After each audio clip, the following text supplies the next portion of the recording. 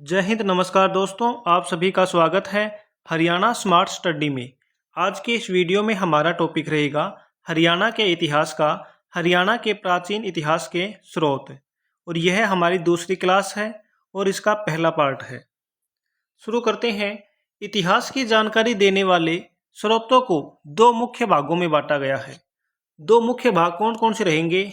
एक तो रहेगा साहित्यिक स्रोत, दूसरा रहेगा पुरातात्विक स्रोत। यानी कि जो साहित्यिक स्रोत है इसके बारे में जान लेते हैं। इसमें लिखित पांडुलिपियां और ग्रंथ शामिल हैं। यानी कि जो भी हमें स्रोत प्राप्त हुए हैं वो लिखित पांडुलिपियां और ग्रंथ प्राप्त हुए हैं वो रहेंगे साहित्यिक स्रोत। और साहित्यिक स्रोत को बांटा गया है 5 भागों में। कितने भागों में बांटा गया है? 5 भागों में बांटा गया है। ये 5 भाग कौन कौन से रहेंगे? तो ये जो 5 भाग रहेंगे, ये 5 भाग हैं कौन कौन से? वैदिक साहित्य, पौराणिक साहित्य, एक रहेगा बौद्ध धर्म ग्रंथ, एक रहेगा जैन धर्म ग्रंथ और 5वां रहेगा विदेशी विवरण। इन 5 भागों में बांटा गया है। जबकि बात करें पुरातात्विक स्रोत की, तो पुरातात्विक स्रोत को कितने भागों में बांटा गया है? तो इसको भी कितने भागों में बांटा गया है? 5 भागों में। कितने भागों में बांटा गया है? इसको भी बांटा गया है 5 भागों में। जो पुरातात्विक स्रोत है इसमें जमीन से खुदाई में मिले भौतिक वस्तुएं शामिल होती हैं। कैसी वस्तुएं? जो भौतिक वस्तुएं हैं जो जमीन से खुदाई करने के समय मिली हैं। जिसमें मुख्य जो 5 भाग रहेंगे ये रहेंगे कौन कौन से? एक तो रहेगा अभिलेख, एक रहेगी मुद्रांक, एक रहेंगे प्राचीन सिक्के, प्राचीन मूर्तियां और 5वीं रहेगी स्मारक। इनके बारे में आज हम पढ़ने वाले हैं। तो सबसे पहले बात करेंगे साहित्यिक स्रोत के वैदिक साहित्य की। जो वैदिक साहित्य है, प्राचीन मान्यताओं के अनुसार वेद, पुराण, पर्व, उपनिषद व आरण्यक आदि की रचना हरियाणा में हुई है। यानी जो वेद, पुराण, पर्व और उपनिषद व आरण्यक है, इन सभी की रचना हरियाणा में हुई है। और हरियाणा में भी कहाँ पे हुई है? जो हरियाणा के अंदर उस समय जो प्राचीन समय है उसमें जो मुख्य नदियां थी कौन कौन सी थी? एक तो थी सरस्वती और दूसरी नदी कौन सी थी? द्वंती नदी। इन 2 नदियों के किनारे पर हरियाणा के अंदर जो वेद, पुराण, पर्व और उपनिषद हैं इनकी रचना की गई थी। सबसे पहले हम बात करेंगे यहाँ पे ऋग्वेद की। ऋग्वेद में हमें क्या मिलता है? इसमें हरियाणा में बहने वाली सरस्वती और दर्शदवती नदियों का वर्णन मिलता है। कौन कौन सी नदियों का वर्णन मिलता है? एक तो सरस्वती और दूसरी कौन सी है? दर्शदती नदियों का। और ऋग्वेद में कुरुक्षेत्र को क्या कहा गया है? सरनावर्त। क्या कहा गया है? सरनावर्त कहा गया है। हरियाणा का सर्वप्रथम वर्णन ऋग्वेद के 8वें मंडल में 25वें श्लोक की ऋचा 22 में हरियाणा का उल्लेख रजंतम हरियाणी नाम से किया गया है। यानी जो ऋग्वेद था उसके 25वें श्लोक की जो 22 नंबर ऋचा है उसमें हरियाणा का क्या नाम मिला है? रजंतम हरियाणा मिला है। इसके अलावा जो ऋग्वेद है इसके अंदर क्या मिला है? जो सबसे पवित्र नदी है, श्रेष्ठ नदी है, किस नदी को माना गया है? तो इसमें सबसे पवित्र नदी किसको माना गया है? सबसे पवित्र नदी माना है सरस्वती नदी को। किसको माना है? सरस्वती नदी को सबसे पवित्र माना है। और यह क्या है? सबसे श्रेष्ठ नदी भी है। क्या है? सबसे श्रेष्ठ नदी है। ये आपको याद रखना है। इसके अलावा यहाँ पे यानी ऋग्वेद में गंगा नदी का वर्णन मिलता है। गंगा नदी का वर्णन कितनी बार मिला है? 1 बार। जबकि यमुना नदी है, यमुना नदी का वर्णन कितनी बार मिला है? तो यमुना नदी का वर्णन मिला है 3 बार।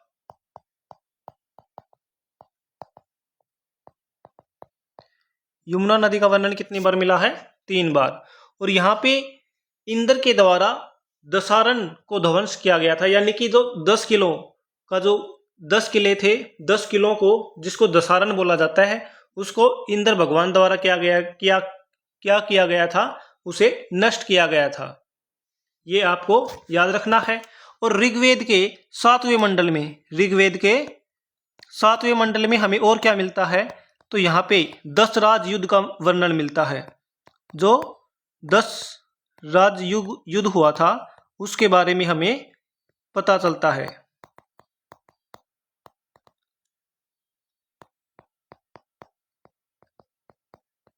और जो 10 राज युद्ध है ये किन किन के बीच हुआ था, तो यह युद्ध हुआ था सुदास और 10 राजाओं के बीच, और 10 राजाओं के बीच हुआ था।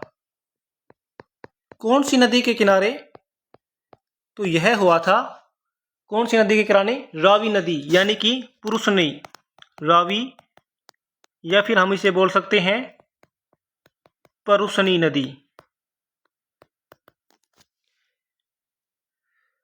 अब बात करते हैं जैमिनीय ब्राह्मण की। इसमें इस ग्रंथ में हरियाणा के सामान्य जीवन के बारे में महत्वपूर्ण जानकारी प्राप्त होती है। जो जैमिनीय ग्रंथ है इसके अंदर हरियाणा के जो सामान्य जीवन था, रहन सहन कैसा था, उसके बारे में हमें इसमें पता चलता है। बात करते हैं शतपथ ब्राह्मण ग्रंथ की। जो शतपथ ब्राह्मण ग्रंथ है इसमें हरियाणा के लोगों की जीवन शैली के बारे में जानकारी मिलती है और इसमें लोगों की भाषा व व्यवहार के बारे में बताया गया है। तो यहाँ पे क्या बताया गया है, लोगों की भाषा और यहाँ का भी जो रहन सहन था, जीवन शैली कैसी थी, उसके बारे में बताया गया है। और शतपथ ब्राह्मण में हमें एक चीज यहाँ से और भी प्राप्त होती है, क्या कि यहाँ पे कुरुओं का उल्लेख मिलता है। क्या मिलता है, कुरुओं का उल्लेख मिलता है। किसका उल्लेख मिलता है, कुरुओं का उल्लेख।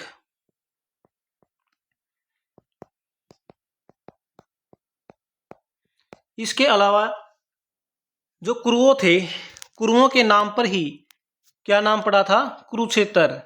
क्या नाम पड़ा था, कुरुक्षेत्र। और इसका वर्णन हमें कहाँ पे मिलता है, तो इसका वर्णन हमें मिलता है शतपथ ब्राह्मण में। छांदोग्य उपनिषद, जो छांदोग्य उपनिषद है इसमें हमें क्या मिलता है, इसमें हरियाणा के आर्थिक और सामाजिक जीवन का वर्णन मिलता है। किसमें, छांदोग्य उपनिषद में। इसके अलावा जो कुरु और पांचालों के बीच जो संवाद हुआ है वो किसमें मिलता है, तो वो हमें मिलेगा बृहदारण्यक उपनिषद में। बात करते हैं पौराणिक साहित्य की। तो पौराणिक साहित्य के अंदर सबसे पहले बात करेंगे वामन पुराण की।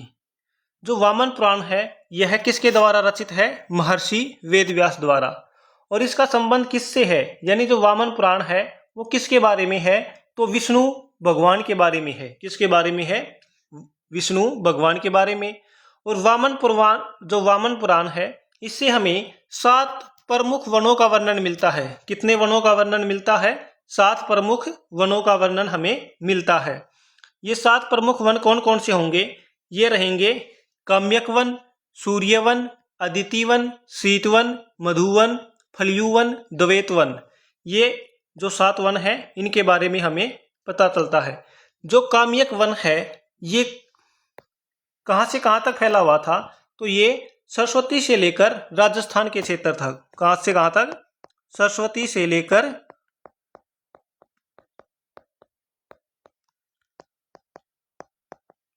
राजस्थान तक। कहाँ तक, राजस्थान तक। सूर्यवन, जो सूर्यवन है ये कहाँ पे है, कैथल में। कहाँ पे है, वर्तमान कैथल के इलाके में। अदिति वन, जो अदिति वन है ये कहाँ पे है, अमीन गांव कुरुक्षेत्र में। कहाँ पे है, अमीन गांव कुरुक्षेत्र। अमीन गांव कुरुक्षेत्र। शीतवन, शीतवन भी कहाँ पे हो जाएगा, कैथल के पास, यानी कि वर्तमान कैथल जिले के अंदर। मधुवन, जो मधुवन रहेगा ये रहेगा गोहाना, गोहाना के पास। बात करते हैं फलकीवन, ये फल्युवन बोल सकते हैं या फिर इसको बोल सकते हैं फलकीवन। तो ये रहेगा कैथल, ये भी कहाँ पे रहेगा, कैथल में। द्वैत वन, जो द्वैत वन है ये कहाँ पे रहेगा, जो द्वैत वन है इसके बारे में आप मुझे बताएंगे या फिर मैं आपको नेक्स्ट वीडियो में इसके बारे में बता दूंगा, ठीक है। अब बात करते हैं द्वैत वन की ही। यहाँ पे जो राजा कुरु है, इन्होंने सबसे पहले इसी वन में हल चलाकर इस क्षेत्र को आबाद किया था। कौन से क्षेत्र को आबाद किया था? तो द्वैत वन को क्या किया था? आबाद किया था। और ये कहाँ पे है? चलो बता ही देता हूँ, ये है करनाल में। कहाँ पे है? करनाल में। कहाँ पे? करनाल के अंदर है ये। वामन पुराण में हरियाणा में बहने वाली 9 नदियों का उल्लेख है। और ये 9 नदी कौन कौन सी रहेंगी? सरस्वती, दर्शदंती, वैतरणी, कौशिकी, मंदाकिनी, मधुश्रवा, हरिणवती, अंशुमती और आपगा नदी। तो क्वेश्चन कैसे पूछा जाएगा? क्वेश्चन ये पूछा जाएगा कि हरियाणा में बहने वाली 9 नदियों का उल्लेख किस पुराण में है? तो क्या हो जाएगा आंसर? वामन पुराण। बात करते हैं स्कंद पुराण की। तो स्कंद पुराण किसके द्वारा रचित है? महर्षि वेदव्यास के द्वारा रचित रहेगा। और इसका संबंध किससे रहेगा? भगवान शिव से। स्कंद पुराण में कुरुक्षेत्र को क्या कहा गया है? हरि क्षेत्र कहा गया है। बात करते हैं वायु पुराण या फिर शिव पुराण की। इसमें कैथल को भगवान हनुमान का जन्म स्थान बताया गया है। क्या बताया गया है? भगवान हनुमान का जन्म स्थान बताया गया है। महाभारत महाकाव्य, तो यह विश्व का सबसे बड़ा महाकाव्य है। कौन सा है? महाभारत। इसे पंचम वेद कहा जाता है। क्या कहा जाता है? पंचम वेद। इसके रचयिता कौन है? महर्षि वेदव्यास। और लेखन का कार्य किसने किया था? गणेश जी भगवान ने इसका लेखन का यानी लिखने का कार्य किया था। कुरुक्षेत्र में सरस्वती नदी के किनारे बैठकर कौन सी भाषा में लिखा गया है? तो यह लिखा गया है संस्कृत भाषा में। कौन सी भाषा में लिखा गया है? संस्कृत भाषा में यह लिखा गया है। कुरुक्षेत्र में सरस्वती नदी के किनारे बैठकर सरस्वती भाषा में रचित महाभारत महाकाव्य में कुल कितने अध्याय हैं? 18 अध्याय हैं। कुल पर्व कितने हैं? 18 पर्व हैं। नरकारी गांव थानेसर, ये भी कहाँ पे है? यानी कि इसका वर्णन भी हमें महाभारत में मिलता है। यहाँ पे अर्जुन ने बाण चलाकर धरती से क्या निकाली थी? जलधारा निकाली थी। नकुल दिग्विजय का वर्णन भी कहाँ पे मिलता है? महाभारत में। इसमें क्या हुई थी? नकुल की विजय का वर्णन हमें यहाँ से मिलता है। यहाँ पे जो युद्ध हुआ था वो नकुल का युद्ध किन के साथ हुआ था? रोहतक के लोगों के साथ यहाँ पे युद्ध हुआ था, जिसमें जो नकुल जो राजा रहता है उसकी क्या होती है? विजय होती है। और नकुल यहाँ से मतलब कि हरियाणा के किस डिस्ट्रिक्ट यानी कि जिले की ओर जाते हैं? तो सिरसा जिले की ओर जाते हैं। ये क्वेश्चन पूछा गया है। जो रोहतक को जीतने के बाद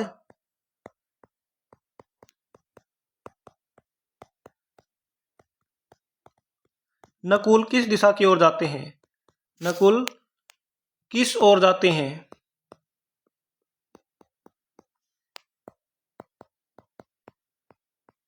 ये क्वेश्चन पूछा गया है एग्जाम में। तो सिरसा की ओर। कहाँ? किस तरफ जाते हैं? सिरसा की ओर गया था। ये आपको याद रखना है। बात करते हैं अष्टाध्यायी की। अष्टाध्यायी ग्रंथ किसके द्वारा रचित है? ऋषि पाणिनि के द्वारा। इस ग्रंथ में हरियाणा के योद्धेगण, कुरु जनपद, मौर्य काल के बारे में हमें जानकारी मिलती है। कहाँ पे? अष्टाध्यायी में। योद्धेगण के लिए अष्टाध्यायी ग्रंथ में आयुध जीवी शब्द का प्रयोग किया गया है। कौन से शब्द का प्रयोग किया गया है? आयुध जीवी। योद्धेगण की राजधानी क्या थी? प्राकृतनाग थी। क्या थी? प्राकृतनाग थी, जिसका नाम क्या है? वर्तमान में नौरंगाबाद है। अखंड प्रकाश ग्रंथ, जिसकी रचयिता कौन है? धरणीधर है। इसमें हरियाणा की भौगोलिक सीमा का वर्णन है। और इसके अनुसार हरियाणा का विस्तार पालम दिल्ली से कोहान गांव पटियाला तक है। कहाँ तक है? कोहान गांव पटियाला तक है। हर्षचरित ग्रंथ, जो हर्षचरित ग्रंथ है यह किसके द्वारा लिखा गया है? बाण भट्ट के द्वारा। किसके द्वारा? बाण भट्ट के द्वारा, जो कि हर्षवर्धन के क्या थे? दरबारी कवि थे। इसमें हरियाणा को श्रीकंठ जनपद कहा गया है। हर्षचरित में क्या कहा गया है? हरियाणा को श्रीकंठ जनपद। श्रीकंठ जनपद की राजधानी क्या थी? थानेसर थी। क्या थी? थानेसर। यह हरियाणा के आर्थिक, सामाजिक और राजनीतिक जीवन की जानकारी देता है। हर्षचरित्र से हमें क्या मिलता है? हरियाणा के आर्थिक, सामाजिक और राजनीतिक जीवन की जानकारी देता है। अगर हरियाणा में प्रॉपर पूछा जाए कि किस जगह की, तो यहाँ पे आ जाएगा थानेसर जगह की। कहाँ पर? थानेसर जगह की हमें जानकारी देता था। ये आपको याद रखना है। कहाँ की जानकारी देता था? थानेसर। राजतरंगिणी ग्रंथ, इसके रचयिता कौन है? कल्हण है। और इसके अनुसार कश्मीर के राजा ललितादित्य मुक्तापीठ ने हरियाणा पर अधिकार किया था। किसने अधिकार किया था? ललितादित्य मुक्तापीठ ने। महाभाष्य ग्रंथ, इसके रचयिता कौन है? तो महर्षि पतंजलि हैं। और इसमें हरियाणा के आर्थिक और सामाजिक जीवन की जानकारी मिलती है। कैसी जानकारी मिलती है? हरियाणा के आर्थिक और सामाजिक जीवन की। बौद्ध धर्म ग्रंथ, जानते हैं बौद्ध धर्म ग्रंथ के बारे में?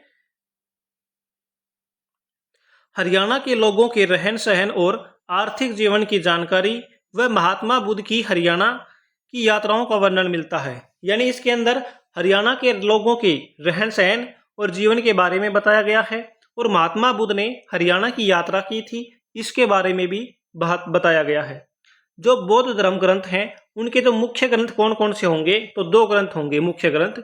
एक तो रहेगा दिव्यावदान और दूसरा रहेगा मंजीम निकाय। कौन सा रहेगा? मंजीम निकाय रहेगा। बात करते हैं दिव्यावदान की। तो दिव्यावदान में हमें क्या मिलता है? बौद्ध धर्म के प्रचार प्रसार की जानकारी। किसकी जानकारी मिलती है? बौद्ध धर्म के प्रचार प्रसार की जानकारी इसमें मिलती है। हरियाणा के 2 शक्तिशाली केंद्र कौन कौन से थे बौद्ध धर्म के? तो एक तो था अग्रोहा और दूसरा था रोहतक। अग्रोहा और रोहतक। और इस ग्रंथ के अनुसार रोहतक क्षेत्र को कितना लंबा दिखाया गया है? 12 योजन और 7 योजन चौड़ा था, इसमें बताया गया है। और रोहतक जिले के जो रोहतक था उस समय, इसके कितने दरवाजे थे? तो इसके थे 62 दरवाजे। कितने दरवाजे थे? 62 दरवाजे थे। बात करते हैं मंजीम निकाय बौद्ध ग्रंथ की।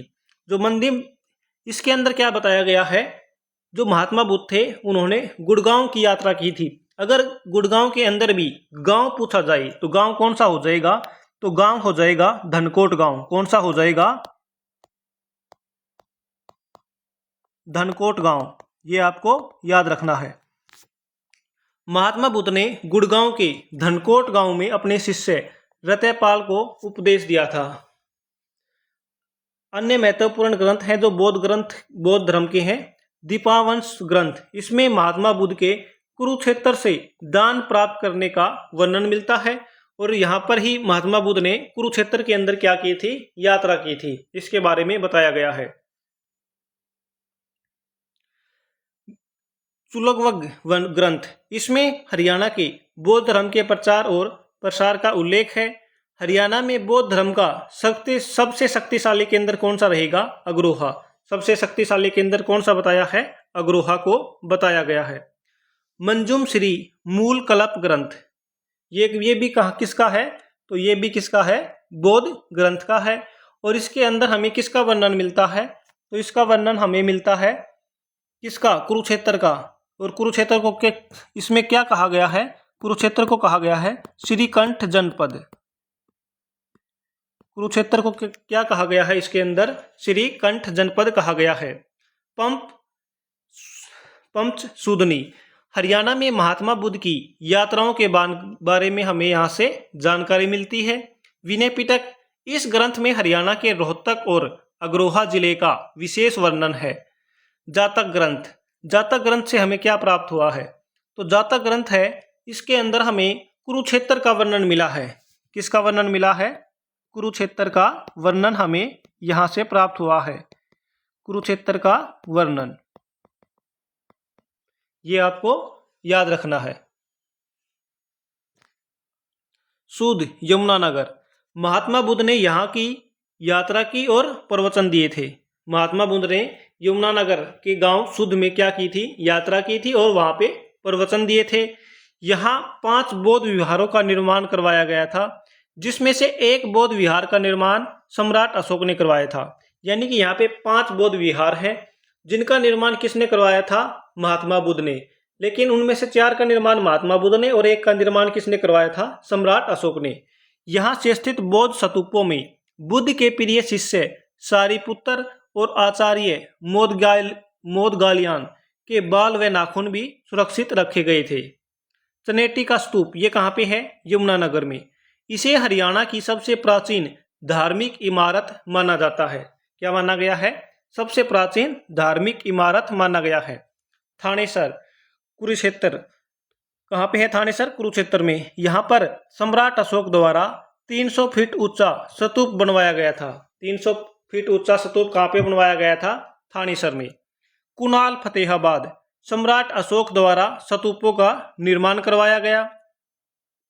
अशोक सम्राट ने अपने उपदेशों की जो अभिलेख हैं या शिलालेख हैं हरियाणा के कुणाल गांव फतेहाबाद में स्थापित करवाए थे। कहाँ पे स्थापित करवाए थे?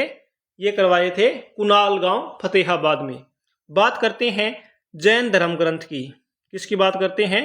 जैन धर्म ग्रंथ की। इन ग्रंथों से हरियाणा के आर्थिक, सामाजिक और राजनीतिक जीवन की जानकारी मिलती है। कैसी जानकारी मिलती है? आर्थिक, सामाजिक और राजनीतिक जीवन की जानकारी हमें मिलती है। इसके जो यशतलिक चंपू इसके रचयिता कौन थे? सोमदेव। और इन्होंने तोमर वंश के शासन की जानकारी हमें इस ग्रंथ से मिलती है। जसहर चरु ग्रंथ इसके रचयिता कौन है? पुष्पदंत। कौन है? पुष्पदंत। भद्रबाहु चरित ग्रंथ इसके रचयिता कौन है? भद्रबाहु। कौन है? भद्रबाहु है। कथाकोश ग्रंथ, कथाकोश ग्रंथ से हमें क्या मिलता है? यहाँ से हमें जैन धर्म के बारे में जानकारी प्राप्त होती है। बात करते हैं महत्वपूर्ण तथ्यों की। हरियाणा में जैन धर्म को पुनर्जीवित करने का श्रेय किन्हें प्राप्त है? तो जीन वल्लभ सूरी को। जीन वल्लभ सूरी का निवास स्थान कौन सा था? हांसी। हिसार पहले था, अब वर्तमान में हांसी हो जाएगा क्योंकि हांसी क्या बन गया है? जिला बन गया है। हरियाणा में जैन धर्म का सबसे शक्तिशाली केंद्र कौन सा था? अग्रोहा और हांसी थे।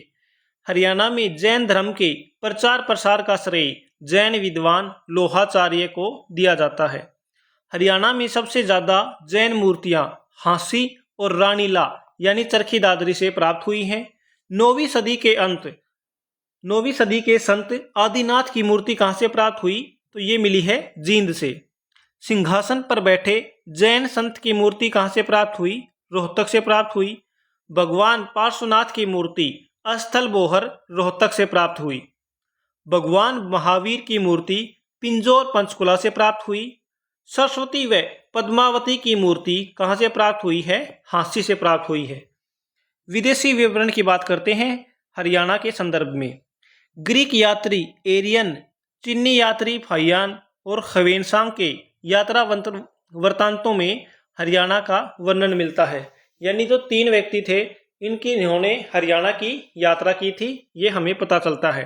सीयू की ह्वेनसांग की इस पुस्तक में थानेसर और सूग, थानेसर कहाँ पे है? कुरुक्षेत्र में है। और सूग कहाँ पे है? ये है यमुनानगर में। यहाँ की जानकारी हमें प्राप्त होती है। और हेनसांग ने अपनी पुस्तक सीयू की में सबसे ज्यादा प्रशंसा किसकी की है? थानेसर की है। सबसे ज्यादा प्रशंसा किसकी की है? थानेसर की है। ये भी आपको याद रखना है। बात कर लेते हैं जो HSSC द्वारा क्वेश्चन पूछे गए हैं। इंडिया पर आक्रमण करते हुए महमूद का साथ देने वाले अल बरूनी ने घटनाओं का जिक्र इस प्रसिद्ध पुस्तक में किया है। यानी जो इंडिया पर आक्रमण हुआ था भारत पर, महमूद का साथ देने वाले अल बरूनी ने इस पुस्तक में क्या किया है? घटनाओं का वर्णन किया है। तो कौन सी पुस्तक रहेगी? अल बरूनी की पुस्तक कौन सी है? किताब उल हिंद। तो इसका राइट आंसर कौन सा रहेगा? किताब उल हिंद। निम्नलिखित में से किस पुस्तक में अग्रोहा हिसार का उल्लेख है? तो इसका राइट आंसर कौन सा रहेगा? दिव्यावदान में। अग्रोहा हिसार का वर्णन किस में है? दिव्यावदान में है। अल बरूनी के अनुसार थानेसर के मंदिर में निर्मित 3 देवताओं की कई मूर्तियां थी।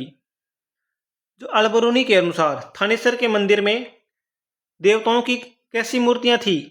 लोहा की, तांबा की, पीतल या चांदी की? तो इसके अंदर थी पीतल की। किसकी थी? पीतल की थी। हरियाणा में पवित्र माने जाने वाली नदियां दर्शवती और कौन सी नदियां हैं? तो एक तो दर्शवती और दूसरी कौन सी थी? सरस्वती। ठाकुर फेरू निम्नलिखित में से किसके दरबार में था? तो ये किसके दरबार में थे? तो ये थे अलाउद्दीन खिलजी के दरबार में थे। निम्नलिखित में से हरियाणा के किस स्थान का नाम ऋग्वेद में मिलता है?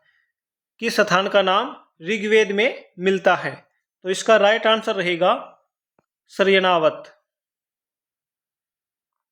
निम्नलिखित में से किस ग्रंथ में कुरुओं का उल्लेख मिलता है जिनके नाम कुरुक्षेत्र नाम पड़ा?